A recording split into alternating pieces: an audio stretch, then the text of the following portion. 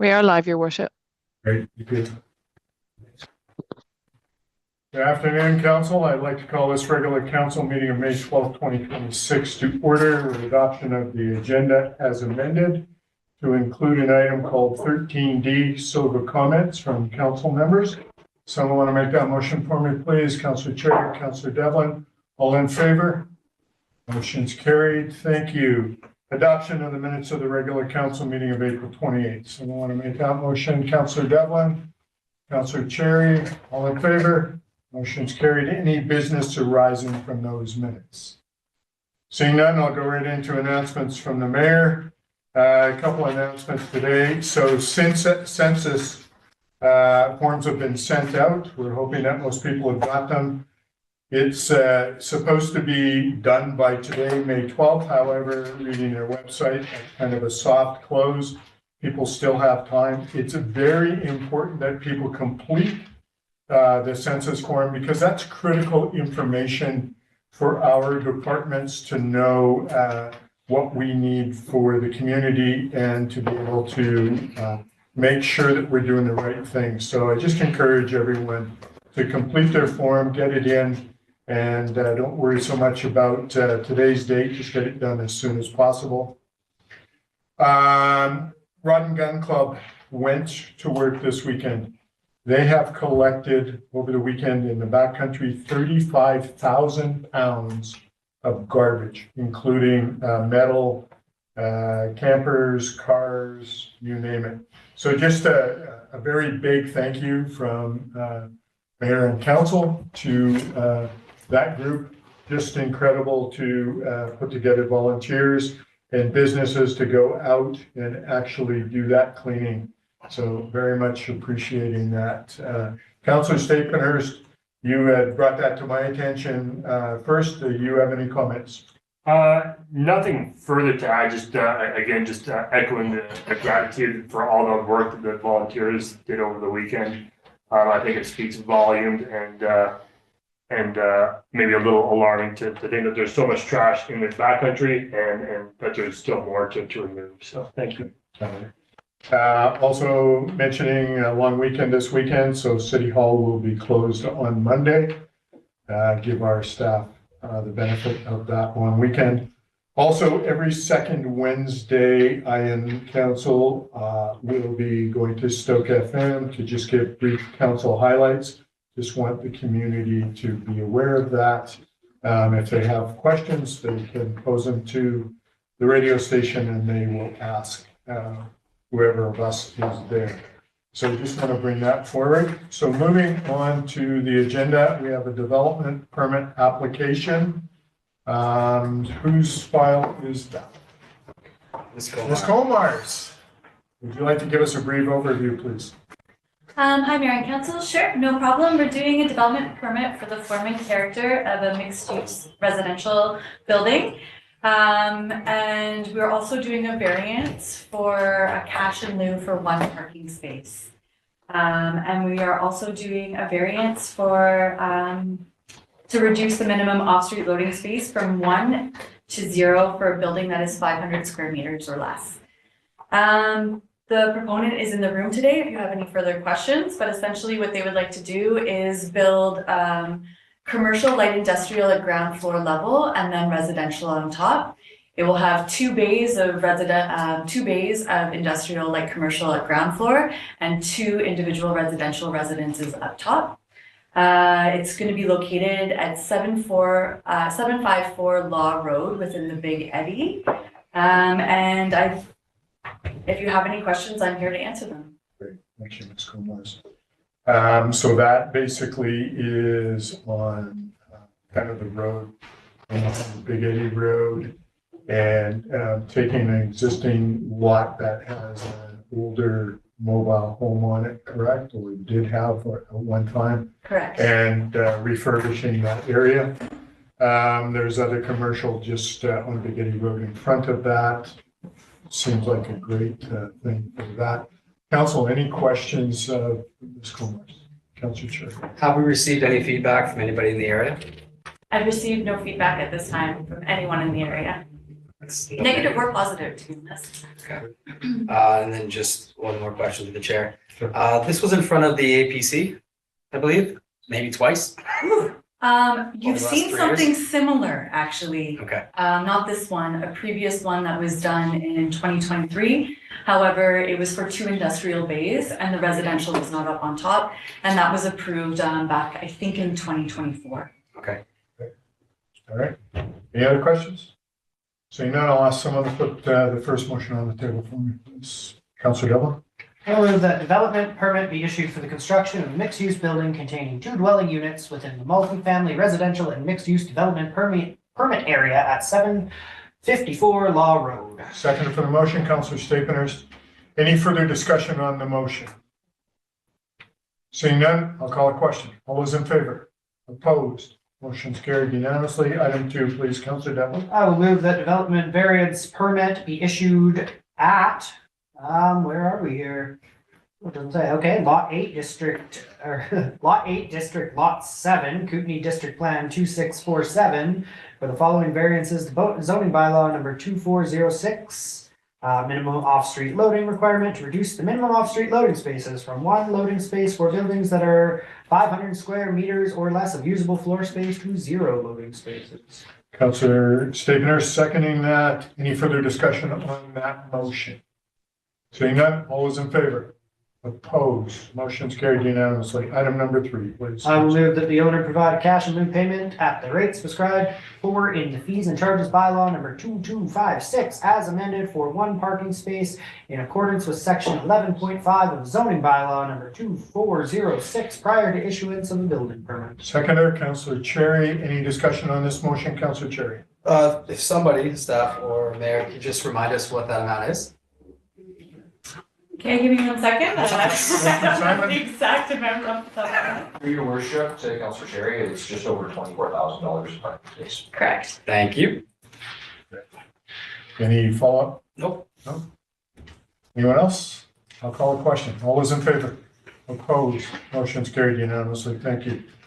All right, we're going to move on to delegations and presentations. We have with us today Mr. Ben Van Masteren from Columbia Shuswap Regional District. He's going to give us an update on the solid waste management plan. Ben, come on out. Someone help connect Mr. Van Masteren.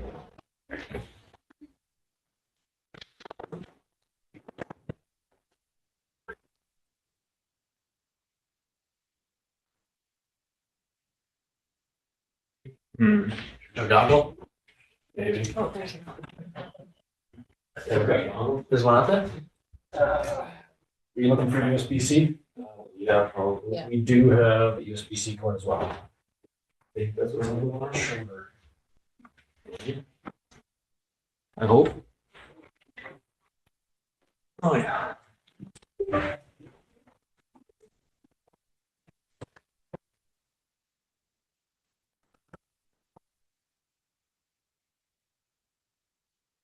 I'm not very tech savvy, so. You gotta clap twice and it should turn on. Your worship.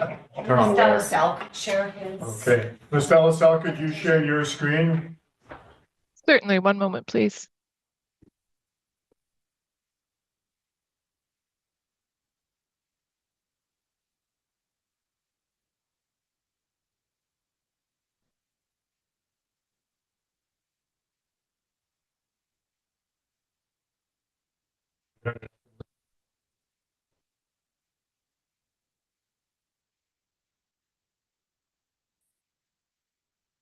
First page for you? Yeah, do I just need to say next slide? Yep. Okay. So yeah, I'm Ben Van Ostren from the Columbia Shuswap Regional District, the General Manager for Environmental and Utility Services. I sort of requested the opportunity to present today on the Solid Waste Management Plan Review, and I'm going to go through that process with council. Some of the strategies that came out of that process, the public consultation work that we did, implementation realities, and then I wanted to just give a quick overview on what's been happening at the Salmon Arm landfill and Revelstoke Refuse Management, Revelstoke Landfill. I've done 3 of these presentations now, so this is my 3rd one. And then a bit of a financial overview. Next slide, please. So just in terms of background, regional districts are required by the province to have a solid waste management plan. These plans are recommended to be updated every 10 years. The last full review that we did was approved in 2015. And then we updated that plan to add a piece of property to the Salmon Arm landfill. The ministry required us to do a full plan review in 2019. And one of the conditions of that approval was that we submit full-blown plan review by December 31st, 2028. Next slide, please. Next slide, Ms. Telso. So that process, the board supported the establishment of a public and technical advisory committee. So we call that PTAC. That's members of the public across the regional district. So from Golden to Sorrento area, we have strong participants there, about 7 members of the public. We also have a technical group. So that would be a waste hauler. That would be someone in the industry of managing waste. We also have members of staff from our member municipalities. And so really a strong group of folks looking at all of the things that we do in terms of solid waste. We started in 2023 by hiring a consultant, Stantec Engineering. And we started with meetings with the PTAC to go over the current system and where we could identify some new issues, where we can do better, a review of what we're doing now. In 2024, we sort of honed in on waste prevention ideas and really what we want to move forward with. As well as bringing the board up to date. So I report obviously to the CSRD board, and through the committee of the whole meetings, we've had a number of presentations to them just to keep the politicians involved. In 2025, the focus was public engagement. And so really in the fall of 2025, we did a lot of engagement. I'll touch on that in the next slide. And then lastly, the board recently approved the plan. And so that approval process is basically giving us the green light to send it off to the province for final approval. Next slide, please. So a number of the strategies that came out of this, we sort of have 2 streams: waste prevention, recycling, diversion, and waste management. And you'll notice that each stream requires more staffing. And we were really upfront, I think, with the public and council so far, and the board was, if we're going to do more, it's going to require more staffing. And so with that, I assured the board that it would be through the budgeting process. So we're not going to get 2 people right away. We understand the budget implications, but I did want to be honest and upfront that any work that we do to implement all of these great ideas is going to require more staff. Next slide, please. So some of the highlights from the strategies. Strategy 1, an idea that came out of that was supporting thrift shops. We feel that they do a really good job in terms of reducing the amount of waste that's going to the landfills, and they often have to deal with waste themselves. And so other regional districts have set aside some funding. These types of groups can apply for that funding. We would vet that and give them some money to carry out their activities. So it's a sort of a shift from a stance that we've taken in the past where we haven't supported that, and I think it's a great idea that's coming forward through this new plan. We also want to continue to press 3-stream recycling, 3-stream curbside pickup. So Salmon Arm, we've seen a 22% reduction in the amount of organic waste that's going to the landfill because we have a diversion program there. We understand that the city of Revelstoke is trying to push something through for food waste diversion. So we're supporting those efforts as well, but we want to try and push that across the regional district. And then education enforcement, we partnered with WildSite. We have education programs in the schools. We're also quite aware that our recent changes to the tipping fees, whenever we increase tipping fees, there is the potential for more sort of illegal dumping. And so we're trying to find that balance. And what we heard in those introductory remarks from your mayor, that's still an issue. And so we're cognizant of that and trying to be mindful of developing strategies to support illegal dump cleanups and prevent illegal dumps. Construction and demolition. So one of the ideas that came out of this was the idea of a mandatory sort at our landfills. So setting aside space at our landfills where the commercial groups can come in and drop their waste for a rate, and then we will separate it. Because what we're finding is although we push waste separation and we push the diversion, if you divert, you pay less.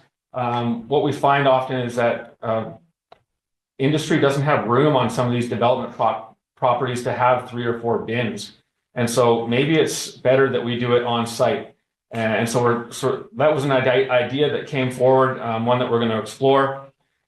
Facility optimization, that's really looking at our transfer station network, trying to optimize hours of operation across the CSRD, trying to make sure that our transfer stations are adequately sized. In the Shuswap, we're having to close sites because we just run out of options for dumping. We can't keep up with the amount of waste, usually diversion yard waste is coming in. And so trying to make sure that our facilities are right size, our hours of operation are more consistent. So we're going to look at that.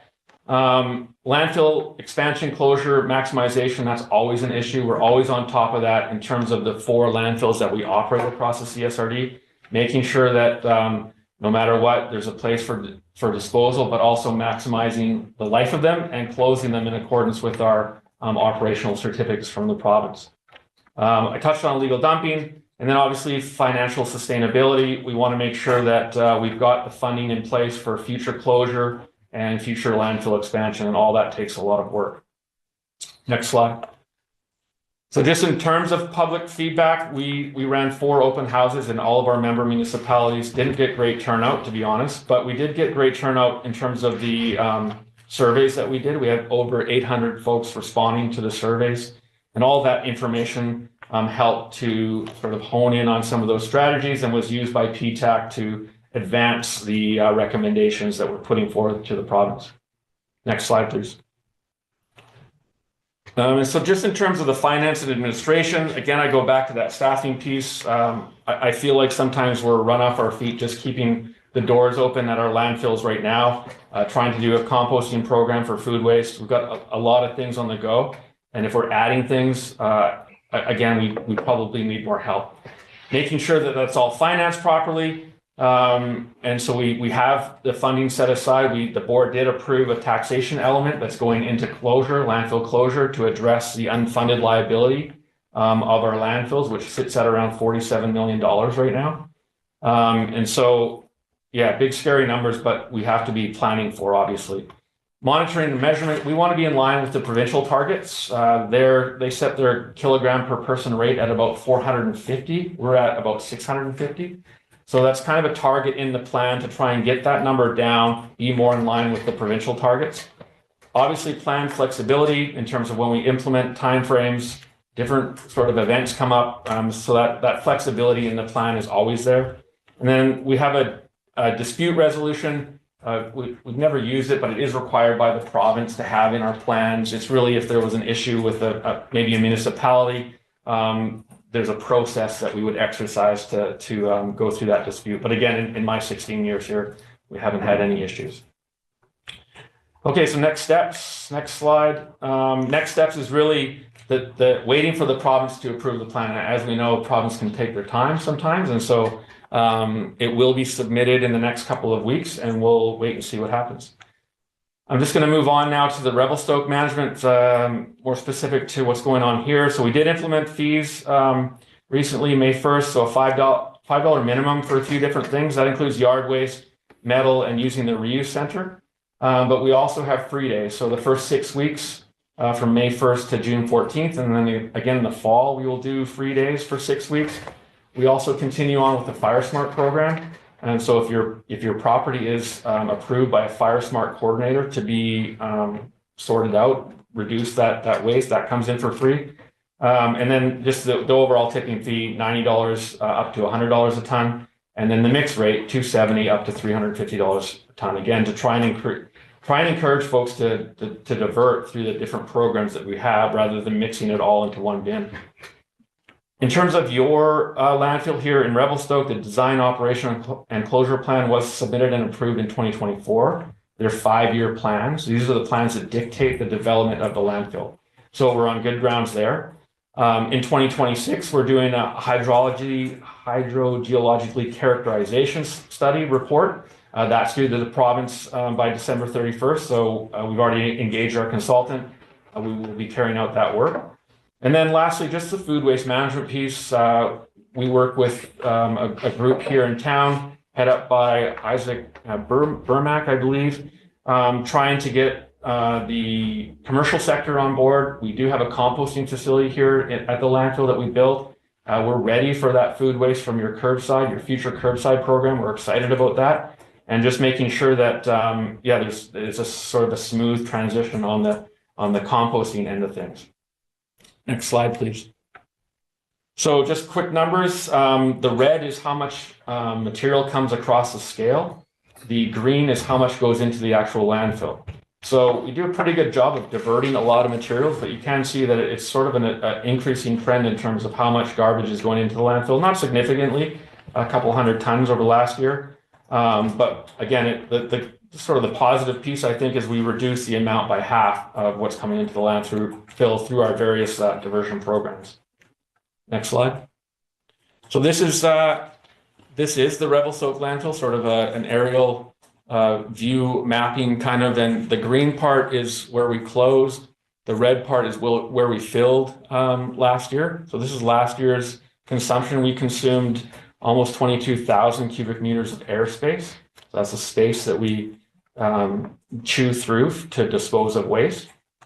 And you can see on the right the lifespan table. So phase 1 is closed. Phase 2 is also we've got intermediate cover where we will be doing another closure project there next year for phase 2.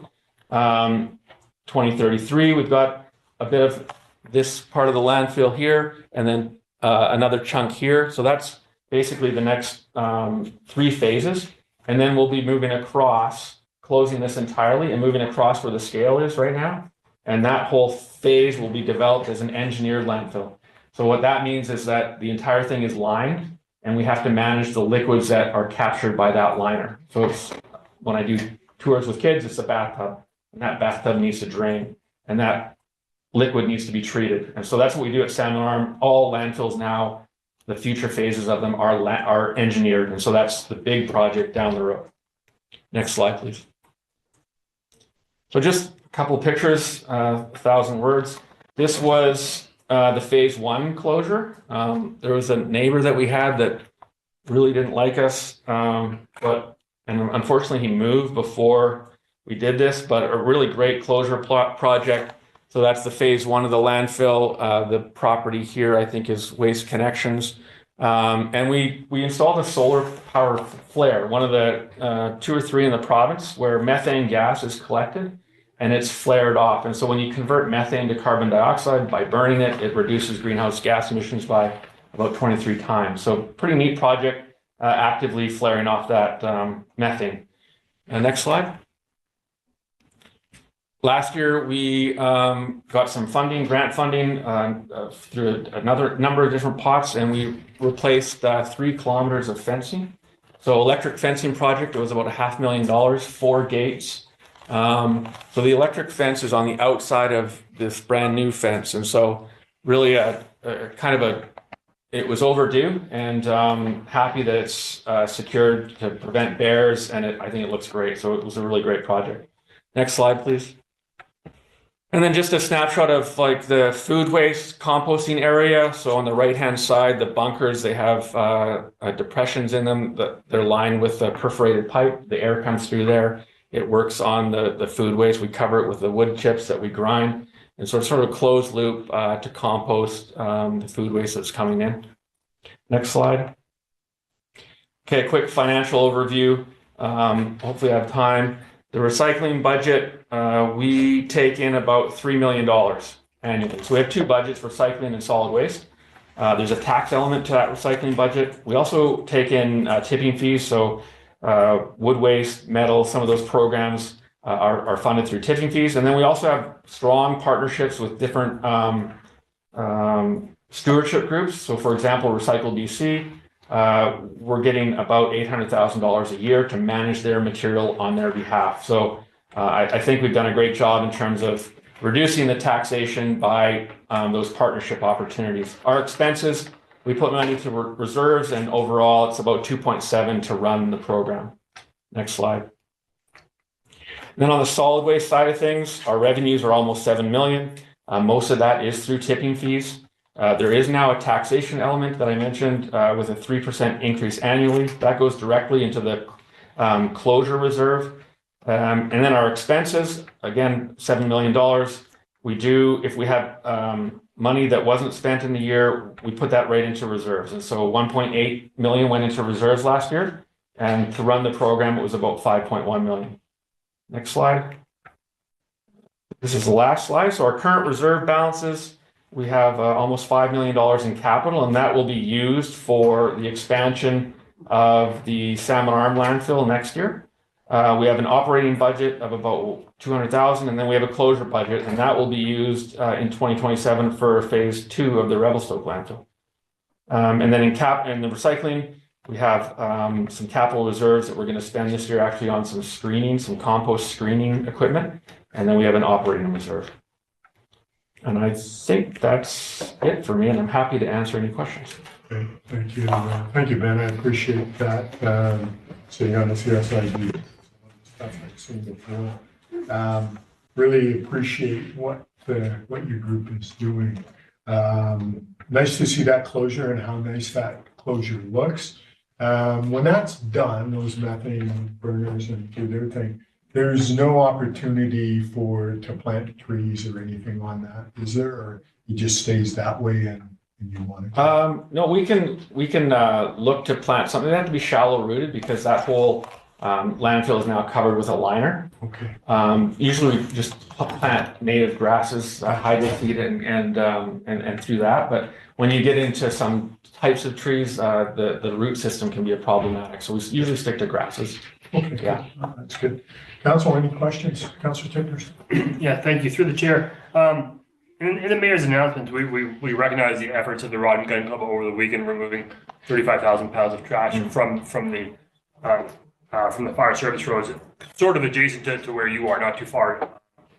And one of the concerns that I've heard from that group as well as others is now these tipping fees, the $5. It may seem relatively minimal, but do you anticipate that that's going to encourage people to be offloading trash on fire service roads? And you mentioned enforcement in your presentation, and I'm wondering if you could just speak to that. Yeah, through your worship, I was curious to hear about that project because I'm not sure that we partnered with the group because we can waive tipping fees. So I'm not sure. There might be an opportunity to discuss that to save that group some money.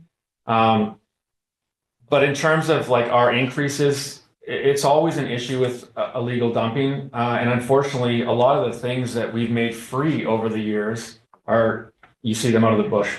So appliances, we've made free. Fridges, we've made free. And those are the same types of things that you see. So I think it's often maybe a mentality for some folks that are going to illegal dump no matter what. And I don't really see it being that much of an issue when we go to $80 or $90 to $100 a ton. I think the same group that has that propensity to illegal dump is going to continue to do it. So it's unfortunate, but I don't think the tipping fees is going to change that. Thank you. I appreciate that. Any other questions or comments, Councilor Cherry? Thanks. You mentioned inflationary increases. Outside of those, do you anticipate any future increases through tipping fees? That's a good question, to your worship. We try and make sure that our reserves are appropriate, and we're balancing it also with the illegal dumping issue and what folks can afford to pay. I think that through this tipping fee change, we're set up for the next 5 years. But again, it's sort of how much money do we need? What are we generating in terms of revenues? And if we do really great in terms of diversion, it's a tricky game in the solid waste industry because we will be running deficits, and we may need to raise tipping fees because maybe all of that material is being diverted through recycling programs, and the tipping fees is what we rely on. And there could be a situation like if we start diverting way too much, we don't have those revenues associated with the garbage going into the landfill. And so it's sort of a balancing act, and we'll see this year with the changes to the tipping fees, how much increase we have through that, and if that's going to be sustainable for the next 5 years. Okay, and then in regards to the diversion program, have you looked at increasing the reuse it center? Which reuse, sorry, So we sorry. have a reuse it center there Yeah, where people can drop off the items that aren't, garbage. yeah. That can be reused. Is there any anticipated increase to that building's or that program at all? Through your worship, I don't think so. I mean, the next program that we're trying to do is get the recycling of the mattresses funded. Like, we do have that program. The reuse center, we see sort of ebbs and flows in terms of how many people use that. I think the better program that came out of our solid waste management plan review was supporting the thrift shops and the challenges that they have to run their businesses and getting folks to, I think that they're well used, and maybe through partnerships with them, they can expand with what they're taking. I don't see that the reuse center at our landfills being, overwhelmed with folks taking things from them or dropping things off from them. It's full right now. Yeah, well, yeah, and we often end up purging it. Councillor Stevens. Just a follow-up question. I haven't had a chance to speak with representatives from the chambers of commerce, but previously in the past, we've heard from local businesses regarding the challenges and disposal of cardboard. Does that continue to be an issue? And if so, what can we do in order to resolve it? Yeah, through your worship, two things there. We do have a commercial recycling program at the landfill. Okay. However, we do have to charge for that material. What's extremely frustrating for us, and probably you as well, is that that's the same material that's picked up at your curbside program for free. Cardboard is cardboard. And so we continue to lobby the government to try and include, and it's my understanding that they have been looking at this, just like they were supposed to be looking at mattresses, into adopting that material, that same material, into the Recycle BC program. And I think that that's really where it needs to go, is that it needs to be run by a stewardship group, and they need to be the champions in setting up that, getting that material back that they have put into the marketplace. Thank you for that. Appreciate it. Anyone else? Thank you, Ben, I appreciate that. We're excited for the curbside compost program. As Mr. Black works through all the things to get that up and running, we appreciate the fact that you've got the facility to receive that here. We just need to come up with a coin to put everything in place. And, Yeah. go from there. So we're totally supportive, and anything that we can do to help continue to push for that, we're all in. Good. Appreciate it. Thanks, Phil. Okay, thank you. Thank you. All right, council, we're going to move on to bylaws, tax rate bylaw. Someone want to put that motion, Council Chair? Move that the 2026 tax rate bylaw number 2439 be adopted. Seconder for the motion, please, Council Devlin. Any discussion on the motion? Seeing none, all in favor? Motion's carried. Temporary borrowing bylaw, Council Rondo. I move that temporary borrowing bylaw number 2440 be adopted. Seconder, please, Council Stevens. Any discussion on this motion? Seeing none, all in favor? Motion's carried. Thank you.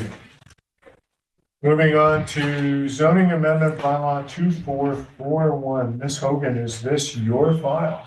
Correct, this is my file. Okay, so Ms. Hogan, we're going to get you to give us a brief overview if you may, and we'll go from there. Thank you. Thank you, Mayor and Council. This application is for a rezoning for the subject property at 2993 McManus Road. And they are proposing to rezone from low density residential rural residential zone to the low density residential tourist accommodation zone. The property is approximately 2,000 square meters, and it's located in the Thomas Brook neighborhood and designated as resort fringe in the official community plan. Surrounding properties are mostly single detached dwellings, with the exception of Revelstoke Mountain Resort to the east and a commercial lodge to the south on Lee Loft Road. The intent of the rezoning is to permit a whole home short-term rental, which is supposed to be operated from the existing single detached dwelling. And staff have reviewed the application and are supportive of the proposed rezoning as it is consistent with the policies of the official community plan. And we're recommending first reading through to adoption. Great. So, any questions? Someone want to put the first motion on the table for me, please? Sure. I will move that zoning amendment bylaw number 2441 be read a first and second. Seconder for the motion, please. Council Lucille, thank you. Any discussion on this motion? Council Cherry. I'm just curious, if this is approved, does this run with the property if it were to sell? Just want to make sure that I understand everything correctly. Through the chair, so there was the option to update the license to a new property owner if they do choose to sell. Alternatively, they can cancel the license and the new property owner can submit a new business license application. Thank you. Any other comments or questions? Seeing none, I'll call the question. All those in favor? Opposed? Motion's carried. Item number 2. Move the proposed zoning amendment bylaw number 2441 be read a third time. Seconder for the motion, please. Councilor Cherry, any discussion on this motion? Seeing none, all in favor? Motion's carried. Thank you. Item number 3. I'll move that zoning amendment bylaw number 2441 be adopted. Seconder for the motion, please. Councilor Cherry, any further discussion on this motion? Seeing none, all in favor? Motion's carried. Thank you. Ms. Hogan, I was supposed to give you a harder time than this, but. I heard, I appreciate it. All right, we're going to move on to staff reports, universal water metering award of contract. Mr. Black, oh, this is Miss Lindsay's file. There we go. He didn't see you come in, so I think he was a little concerned that he'd have to talk. My dog and I had a mishap on our lunchtime walk, but I made it. I don't have a presentation, so I'll just kind of give you, council, an overview of the report. If you'll remember, early in 2025, we received a grant from the province for universal water metering in the amount of 4.6 million. We applied for that grant based on a water metering plan that was done for the city by a company called Econics, which looked at the city as a whole, our water system, the number of properties, what it would look like to roll out universal water metering across the city. It gave a good outline of the benefits of water metering, the benefits of having a use-based billing system, which we currently don't have, and it also gives us opportunity to manage potential water losses across our network, which we currently have limited resources to track. So over the past year, I've been attending a community of practice that is run through the province and consultants as part of that water metering pilot program that we received the funding under. The community of practice essentially provides guidance and sharing between different communities in the program towards procurement, different resources, communication strategies, a whole variety of opportunities and learnings there. And so with that, earlier this year, the engineering department put together a negotiated RFP to go out for the supply and installation of universal water metering across Revelstoke. We received one proposal as part of this project from Neptune Technology Group Canada. The total amount of that was about 3.3 million, which is supply and installation of meters across residential, industrial, commercial, institutional properties. As you will tell from the 4.6 versus the 3.3, this has come in under the amount of funding we've got, which is great.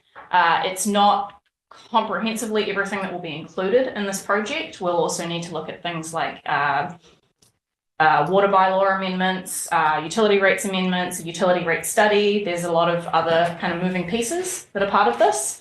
But the first part that we need to get moving on is the supply and installation, which is why I'm standing in front of you here today, recommending that the universal water metering supply and installation be awarded to Neptune Technology Group in the amount of $3,302,862.40. And any questions? Yeah, Ms. Lindsay, thank you. Timeline for installation, do you have any idea?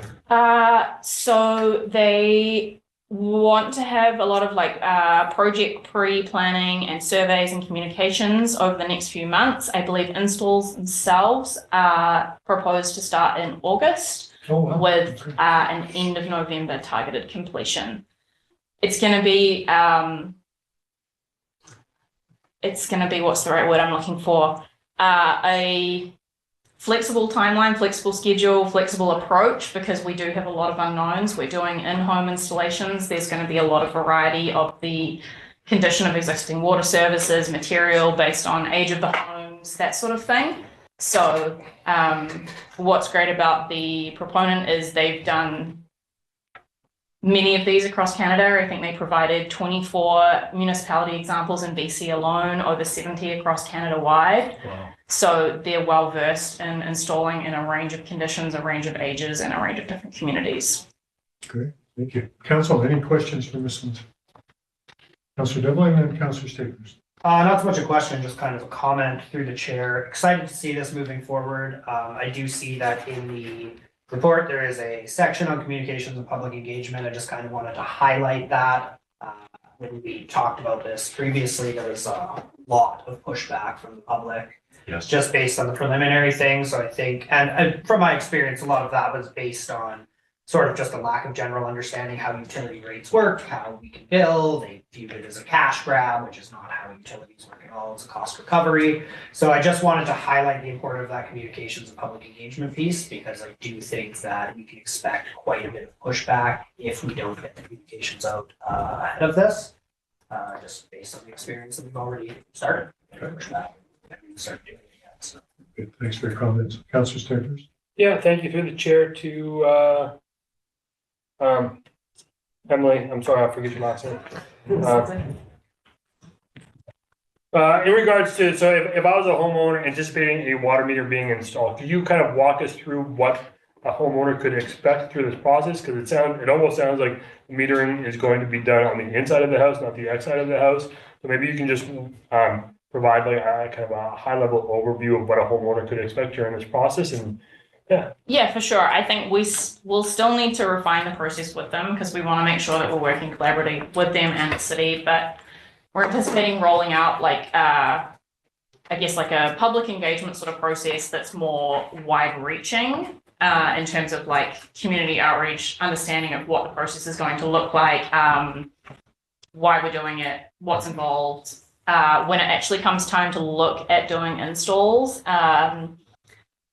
Neptune has like a call center that they'll have set up to help schedule appointments. They do letter drops, they do like door hanger notices. They have proposed particularly for residential properties, instead of I guess doing like a pre-survey, because we can typically expect that most residential properties are of a certain service size, that they can just do one appearance where they like survey and install in one go to like minimize disruption to the customer. But I believe it's they'll make a minimum contact attempts of 3 times to organize like an appointment. That's what I'm looking for. With the resident or with the customer, and there'll be like booking windows that people can book into, so they can do it in a way and in a time frame that suits residents. okay, great. Thanks for that. Appreciate it. Councillor Chair. So for clarification, are the meters inside the home or outside? Inside. How are you gonna read them? They have a remote reader that sits on the outside that gets wired to the meter. Thank you. Any other questions, Councillor Lynch? Yeah, thank you. I'm wondering through the chair, do you anticipate that homeowners are going to incur any costs, like if they're like it's an older house and their water is coming in a weird way and something needs to be upgraded? Is that going to be on them in some cases? Just what can people expect in terms of budgeting for any changes or any unanticipated installs? It's hard to make a blanket statement to that. I would say if your water system is set up in a way that adheres to building code standards, then no, I would not expect the cost to be incurred on the customer. It's something we're likely going to have to deal with on a case-by-case basis. Which building code? Yeah, 1923. The one that has a shut off in the home. That'd be great, right? Yeah, good point. No, these are all really good questions and definitely parts of the puzzle that we're going to have to deal with. And I'm confident that we're dealing with an experienced proponent that is well versed at dealing with aging community infrastructure. Any other questions? Seeing none, I'm going to ask for someone to put the motion on the table. Councilor Dublin? I will move that the universal water metering, I'm assuming that's supposed to say contract, be awarded to Neptune Technology Group Canada Co. in the amount of $3,302,862.40, excluding applicable taxes. Seconder for the motion, please. Councilor Stakenhurst. Any further discussion on the motion? Seeing none, all in favor? Motion's carried unanimously. Thank you, Ms. Lindsay. Appreciate that. Great to see us moving forward. Moving on to item 11B, we are talking about the comprehensive development plan. Mr. Simon, is this your file? Through your worship, yes, that is correct. We have a brief overview, please. Through your worship, yes, I can give a high-level overview. So, the city has received a terms of reference application that would provide essentially a roadmap to completing what we refer to as a comprehensive development plan for a property located at 3000 Mountain Gate Road. You can think of a comprehensive development plan as just a master site plan. It goes by a whole bunch of different names: conceptual schemes, master site development plan, neighborhood structure plan. It's all intended to facilitate the same thing, a comprehensive planning process for a large parcel of land that will delineate items like traffic impacts, servicing strategies, geotechnical constraints, and then an overall land use strategy for what type of use we're going to see in this part of the world, as well as what type of density we're going to see in this part of Revelstoke. So we're at the very early stages of this. For council's benefit and the community's benefit who may be tuning in, this is a new process that we embedded into our development approval procedures bylaw back in June 2023 as a way to provide a more structured process by which these large scale developments get approved. The process is intended to front end the development application review so that the proponent is well aware of what the expectations of the city are in terms of completing necessary technical studies to accompany their rezoning application request.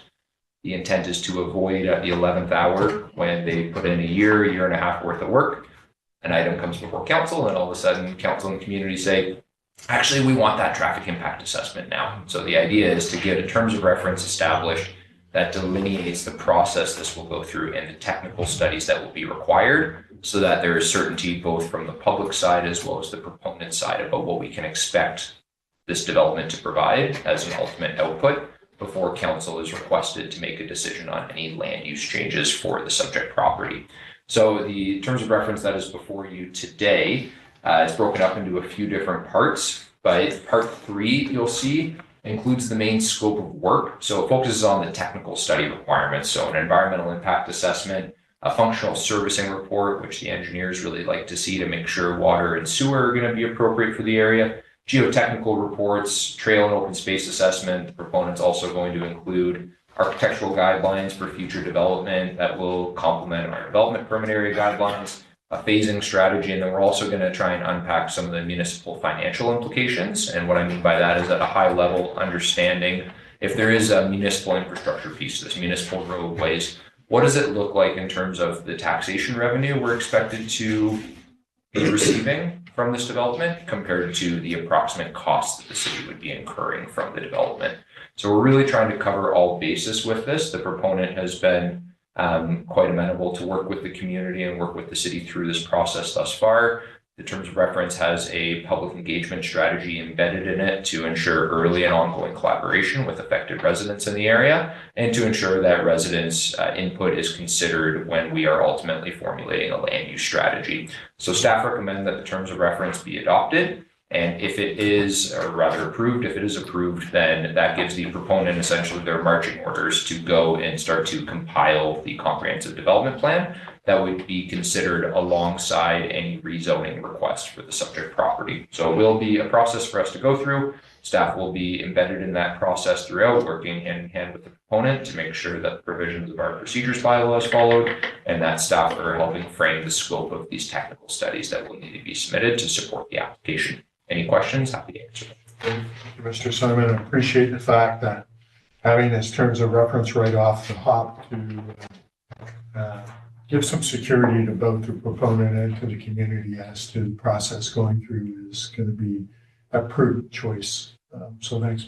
Council, any questions for Mr. Simon? Councillor Terry? Thanks. Just for clarification, Mr. Simon, does this portion of land include the October 17th PLLR that was in front of us?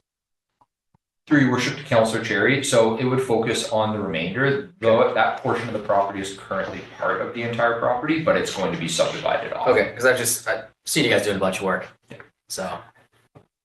Yeah. Any other questions? Follow up, Councillor? No, I'm really just interested if you'll allow it to find out what the applicant wants to do. Council, are you okay if we ask that question to the applicant? Perfectly good with it. Okay. I'm curious too. It's Pontiac, you want to come on up? What do you? Pontiac, sorry. And through your worship to all of council, I should have noted that, yes, the landowner is here, and as well as their team of consultants that are online as well. Online, sure.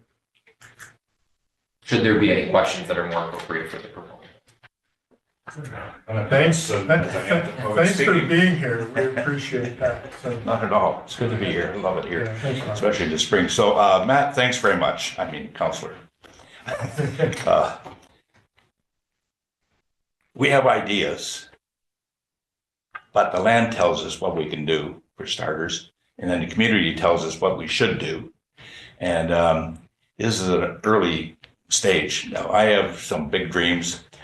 When I got the resort approved, I could do that from 20,000 feet, and it wasn't specific stuff. But this is specific stuff. And the land is so prime that it's beyond my capability to envision, because I've traveled the world, but not at the level that this land deserves in terms of some of the amenities that are going to be in our minds. So I'm not trying to be evasive, but we don't want to get pinned down to, we do have some rough drawings, believe me, but we don't want to be pinned down in your minds with a very, very, very preliminary drawing. We'd rather wait until we have it better formulated in our own minds before we say, what do you think, community? What do you think, council? So that's kind of where we are, but I don't want to show you a bunch of sketches. We have Harry Measure is available. He was He's somewhere. online, yeah. Yeah, and he can speak to this. He's the dreamer in terms of what can be there. He's the guy who's traveled the world, done this kind of stuff at high level, very high level. So, Mr. Measure, do you feel comfortable in weighing in and just giving us a high level overview to support what Mr. Poirier has stated? Sure. Actually, it's a bit of a low-level view. I'm downriver in Trail, BC, where I grew up. So, Okay. and it's quite warm down there. It's nice, but a bit of a background. I first started working in Revelstoke, planning and architectural work in 1980. And I've had ongoing projects on both sides of the counter, both public and private, since that time. And as Robert was saying, this is one of the best projects I've seen in my life. I just got back from Vietnam where I was working on a resort, and the project there in Ha Long Bay and then the subject lands that we're working on in Revelstoke are two of the most prime project sites in the world. I won't say what kind of sites, but it's very exciting. We've done some preliminary sketches, and it's a challenging site, and there's constraints, there's concerns, but at this stage, I think that we've got enough experience and knowledge to either reduce those concerns or entirely eliminate them. And so it is a challenging site, though. So at this point, Mr. Measure, we're looking at some sort of housing in some capacity as we move along. Is that correct? I'm sorry, some sort of housing. Oh, yes, yes. Good, appreciate that. When you start talking about history and you go back to 1980, I might have my counselors around the table don't remember that. So I'll leave it at that. Any other comments or questions from council? I think that's it. Thank you both. We're gonna see if we can put this motion on the table. Thank you. Thank you, Mr. Poirier. So I want to put the motion forward, Councilor Chair. I move that the terms of reference located at 3000 Mountain Gate Road. Wow, that's a lot of brackets. Attached to the staff report from May 12th, 2026 as attachment number 1, terms of reference for 3000 Mountain Gate Road be approved. Seconder for the motion, Councilor Staples. Any further discussion on the motion? Seeing none, I'll call the question. All those in favor? Opposed? Motion's carried unanimously. Thank you. All right. Thank you, Mr. Poirier, Mr. Measure, for your time and for being present. We are going to move on to consolidated financial statements. We have Ms. Spencer here from BDO. Ms. Spencer, do you want to give us a presentation or a brief overview before we put this on the table? Yes, absolutely. Thank you, Your Worship. And thank you all you councillors for having me this afternoon. My name is Angie Spencer and I'm a partner with BDO. And we have completed the audit of the consolidated financial statements. And I'll just give a quick overview of those today for you and then leave it to you for your approval. Great, thank you. Okay, I'm just going to look to share my screen here. So these are included, of course, in your agenda as well, but I will just put them up on the screen so that we can all be on the same page, no pun intended.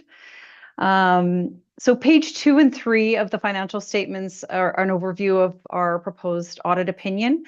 So similar to prior years, we are ready to issue what's considered a clean or unqualified audit opinion, meaning that the financial statements are free of material misstatement, and they are presented in accordance with public sector accounting standards. So of course, all municipalities must follow those across Canada, and they are subject to your review and approval today.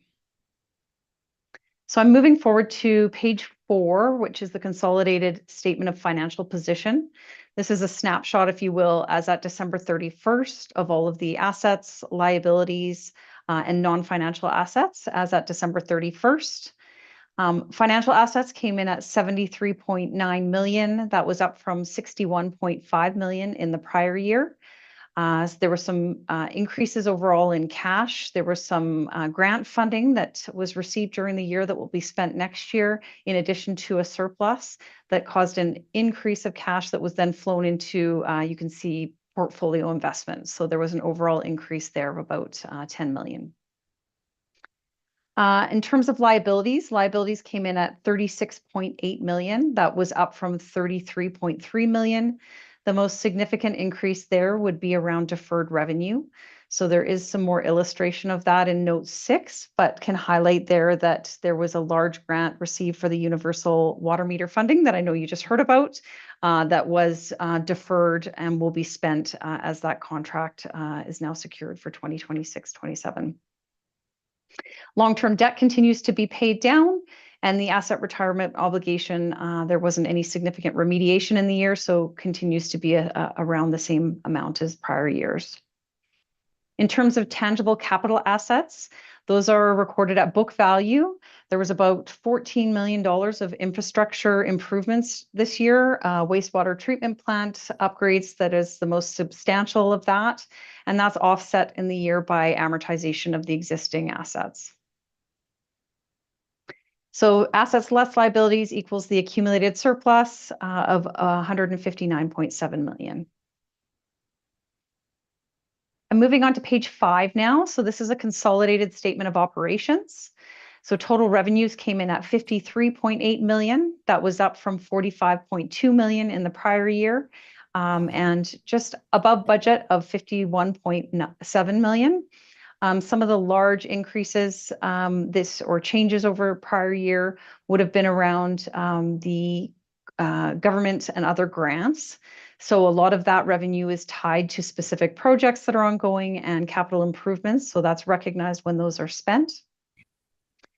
In addition, there was, investments and other income that has increased just with the increased overall of the portfolio investments. So that's at 2.6 million. And then there was some your contributions from RCFC. So this is because this is consolidated, a portion or their net income for the year is recognized in the City of Revelstoke's financial statements, and they had a net income of 955,609. On the expense side of things, expenses came in at 34.2 million. That was up from the prior year of 32 million. There was just, increases across the board, especially around sewer and water service increases. In addition to amortization is a non-budgeted item, and so that's included in the 2025 numbers, but not in the budgeted figures. So annual surplus came in at 19.6 million. I'm just moving on to the next page to illustrate of that 19.6, 14.4 was invested in tangible capital asset infrastructure upgrades, and offset, of course, by tangible or amortization, to show a total net change in your financial assets of 8.7 million. Lastly, on page 7, this is the statement of cash flows. So this ignores what happens from an accrual accounting perspective and just looks at cash in, cash out for the year. So there was an actual decrease overall of cash and cash equivalents of 394,462. Some of the big swings in this is just the timing of receiving grant funding in, but it may be a year, sometimes 2 or more years to when that is actually spent, especially with large infrastructure costs related to capital assets.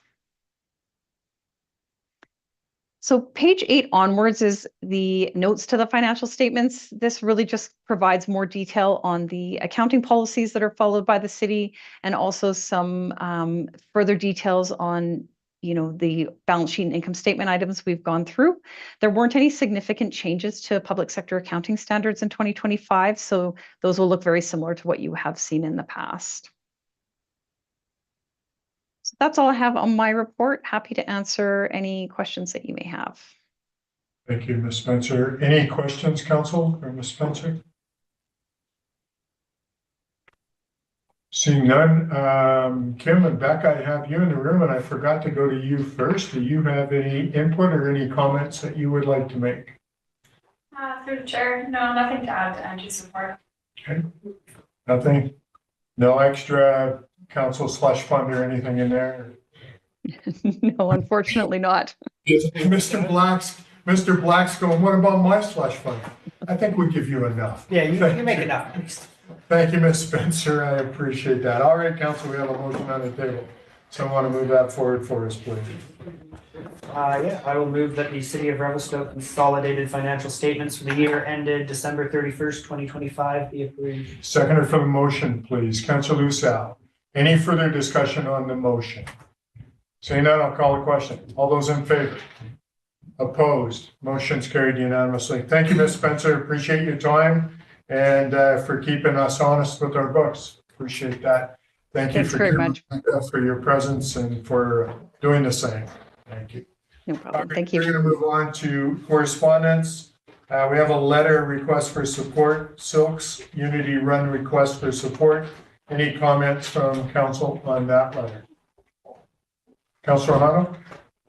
Yeah, I'm happy to support a letter of support for the Silks Unity Run. Okay, is there any, they're asking for a monetary amount. Is there any thoughts on giving anything?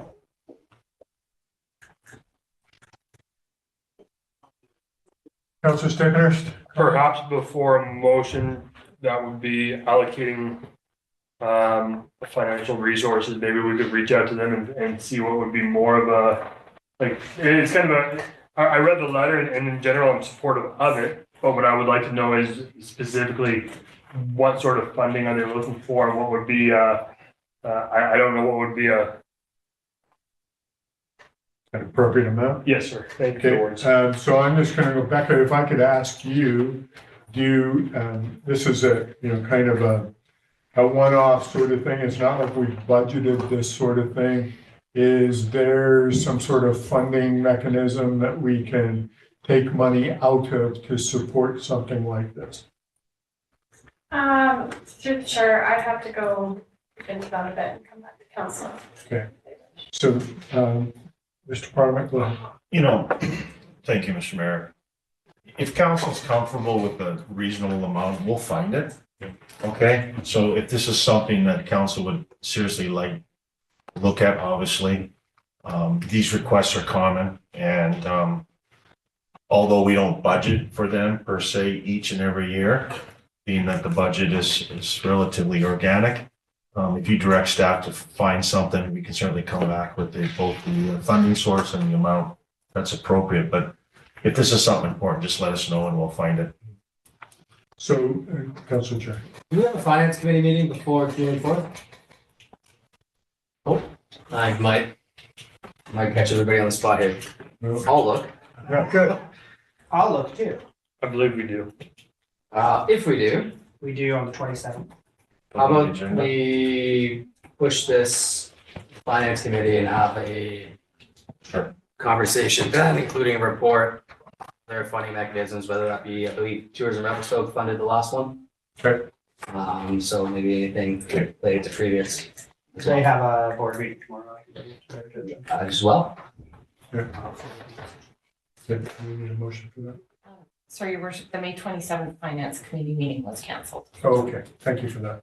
Good. So why don't we reach out to these people, as Councilor Orlando is indicating, and see what they would feel comfortable with? And then we can come up with an amount prior to maybe at our next council meeting. Which is the 26th. Yeah. But also, can you pitch that to TM? Councilor Orlando, you okay with that? Okay. We need a motion. Up to you if you want to formalize it. Yeah, do you want to formalize it, Council? Motion to. Just reach back to them to see what kind of. See what, yeah, that would be great. I think guys in the past for this event and similar ones, we've provided serving kind of support, organizational logistics, so it'd be good to check in and see, so. Okay, so Councilor Orlando's going to make that. Someone want to second that motion? Councilor Cherry, any further discussion on that?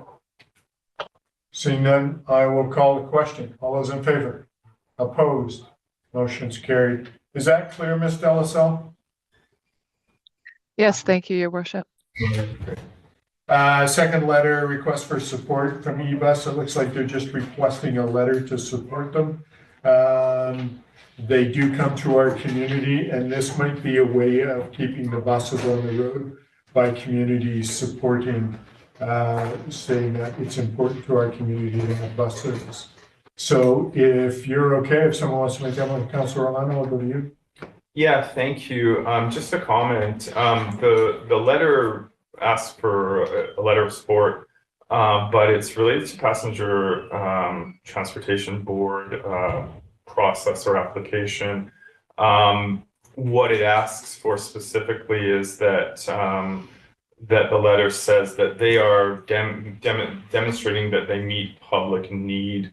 It's my understanding that this could, for example, if the city said, hey, this is meeting our needs here, that could affect regulatory processes, such as if a competitor is applying for something or they're applying to expand or not expand, et cetera. I would be happy to write a general letter of support supporting, transportation, the services that they provide, highway transportation, but a specific letter of report, or a specific letter that says they are meeting our need at this point. I don't know if we have anything that we can point to that demonstrates that they are at this point. So I'd be happy for a letter just expressing support in general, but not something that could potentially be used to exclude others in the future or prevent us from getting increased or further services, be it from this applicant or from others.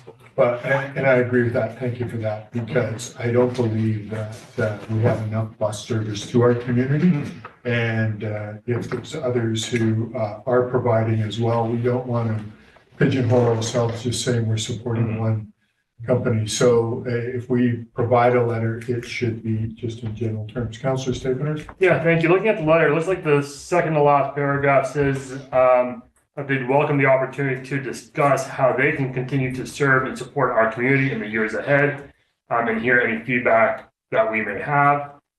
So given that that's in the letter, what I would propose is that staff reach out to them. Maybe we can arrange a delegation to council, and then we can have a further discussion at that time. Mr. Black, you had your hand up. Thank you, Your Worship.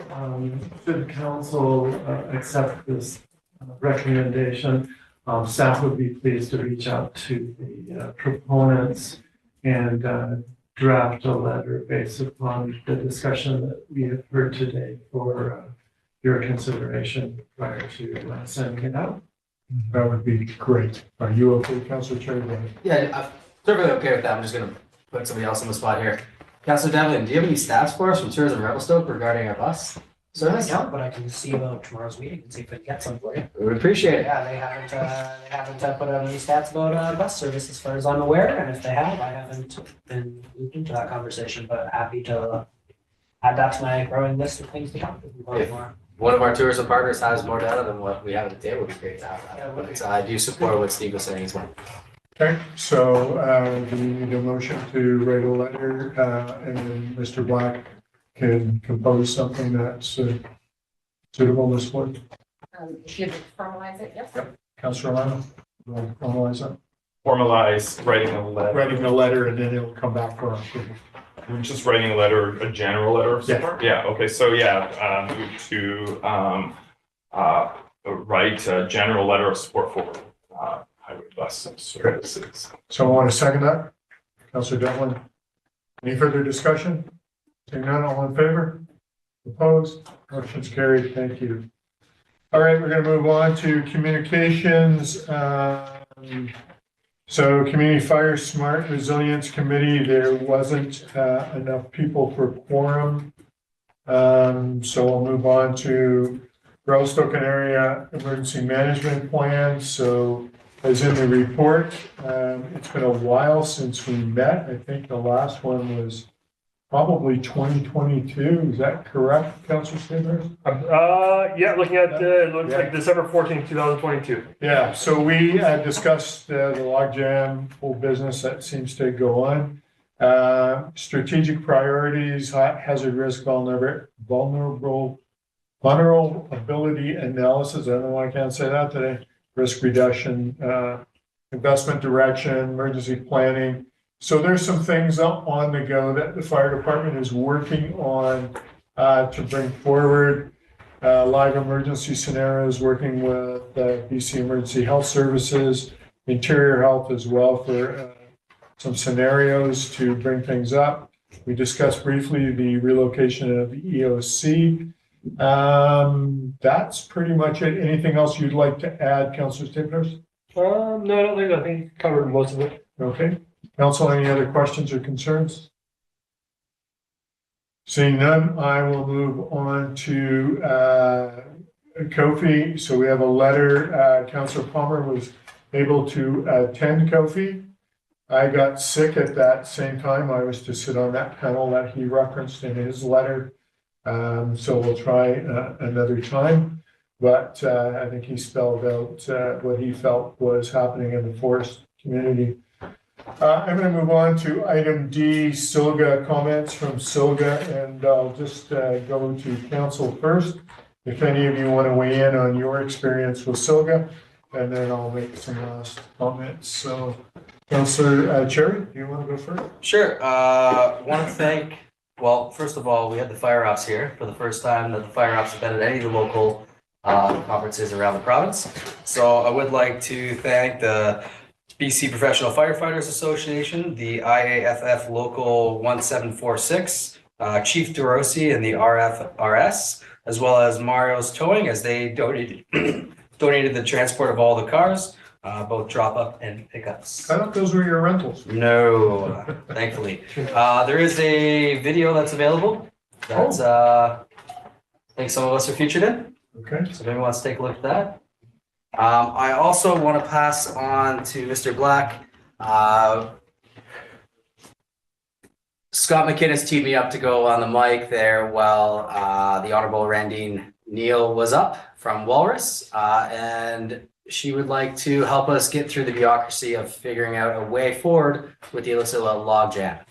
So I do have a couple cards here, and we'll pass them after the meeting, as well as let you guys know that I have a standing lunch meeting with the Honorable Josie Osborne next time I'm in Tofino.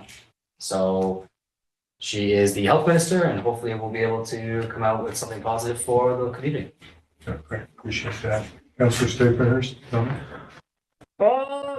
No, I just want to maybe express my gratitude for all of the hard work that the city staff did. I think the event was really well received. The feedback that I received during the conference from other members attending was outstanding, and also I want to thank the staff that did presentations. I know Director Simon's in the room, and Lydia Simon from Tours and Revelstoke. They both did some outstanding presentations for our community, and they're all well received. And there's countless others that deserve recognition, and of course the Chamber of Commerce, Caroline LaChapelle, excellent presentations by all. And for those that I forgot to mention, I do apologize. I'm on the spot. Thank you. Good. Councillor Lemon? Yeah, again, thanks to staff here and Silver staff as well for organizing the event. It was great, amazing weather, great time of year to host it.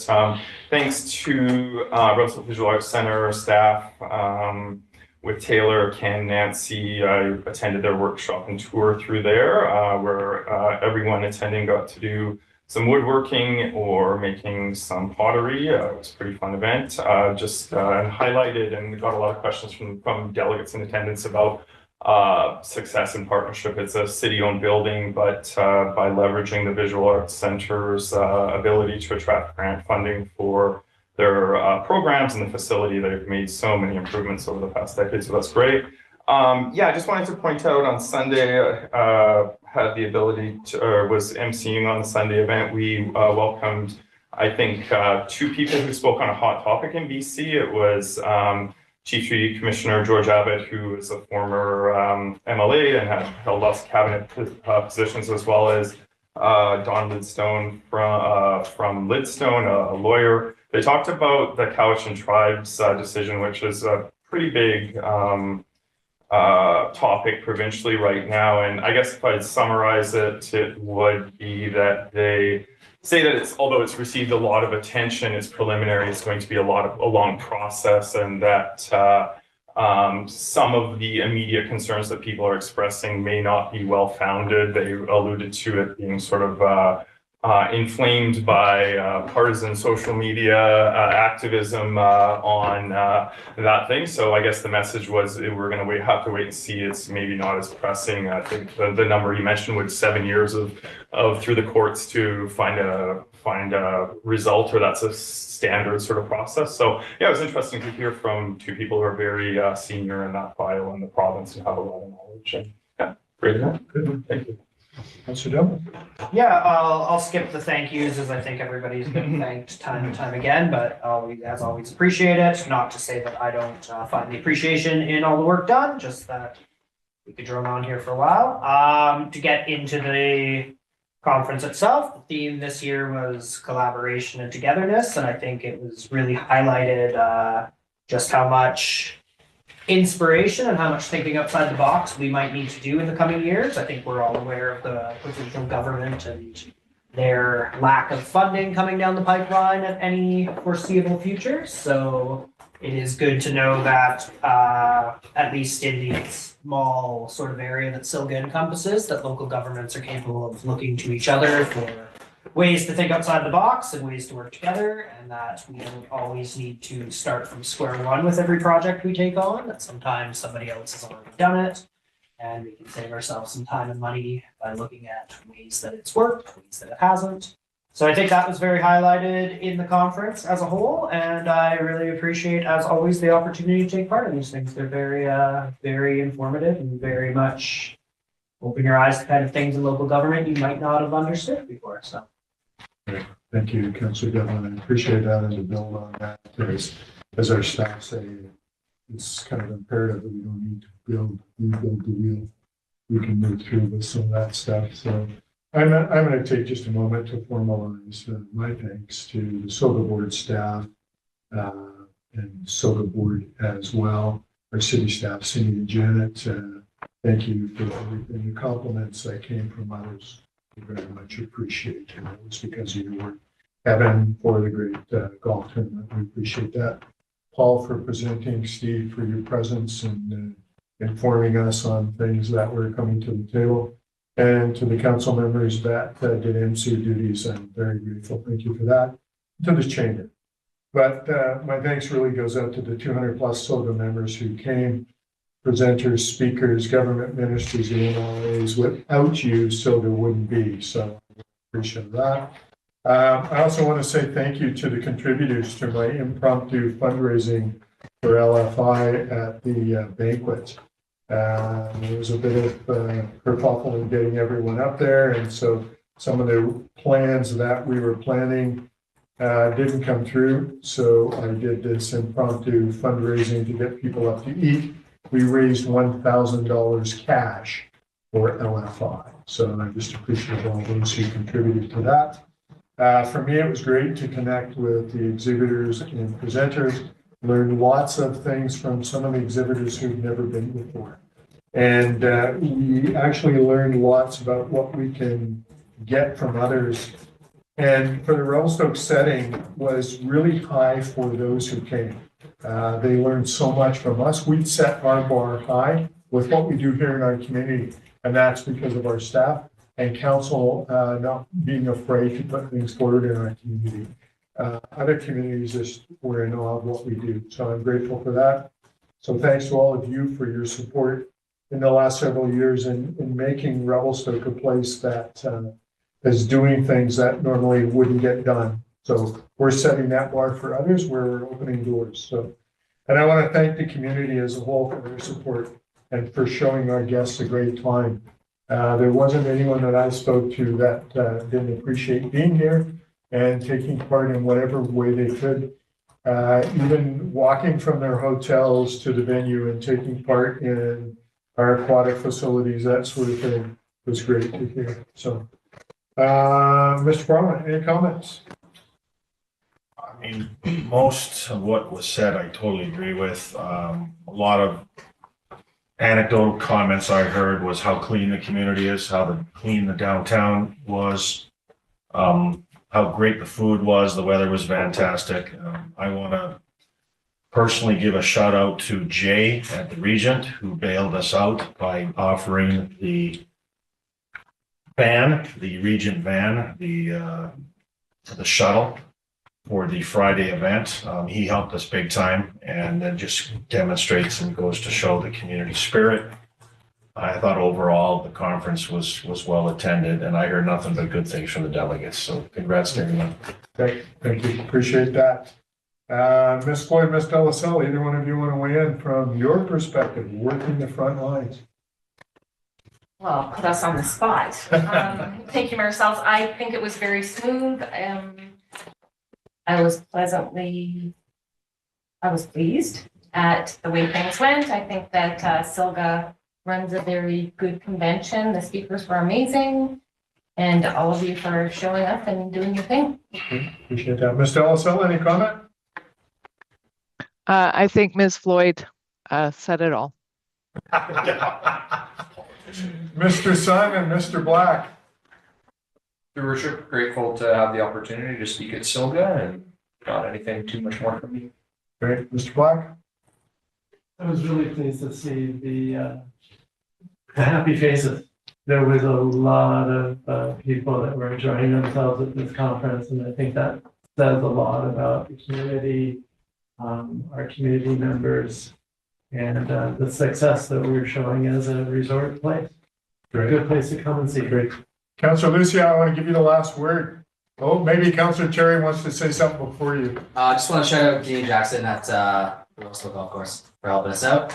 And I wanted to ensure that Mr. Simon and Mr. Black I've been following the implementation of AI software in planning and engineering in Kelowna. Perfect. Councilor Luciano, the floor is yours. Thank you, Mayor Stills. Yeah, just a big thank you to all the staff and all the presenters. I think we inspired a lot of the communities with our Revelstoke Made solutions. And yeah, just had lots of great feedback from everybody I talked to at the event. And yeah, just a big thank you to staff for making this a success. Great, thank you. Appreciate that. Oh, Mr. Devlin. Just one more comment. I'll throw a shout out to Aiden Kane Catering for catering the events. They did a great job, and I guess they can have a little bit of recognition just this once. Yeah, no, thanks for that. Reminding me, I gave them a personal thank you afterwards. I was impressed by what they were able to do and how calmly they did it. So thank you for that. All right, Ms. Delassalle, we have any questions from the press? There are no questions from the press, Your Worship. All right, Council, I'd like to go in camera pursuant to section 90.1 L of the Community Charter. And so I want to make that motion for me. Councilor Devlin, seconded by Councilor Luciano. All in favor? Motion's carried. We'll take a brief break and come back in camera. Thank you, Mr. Delassalle.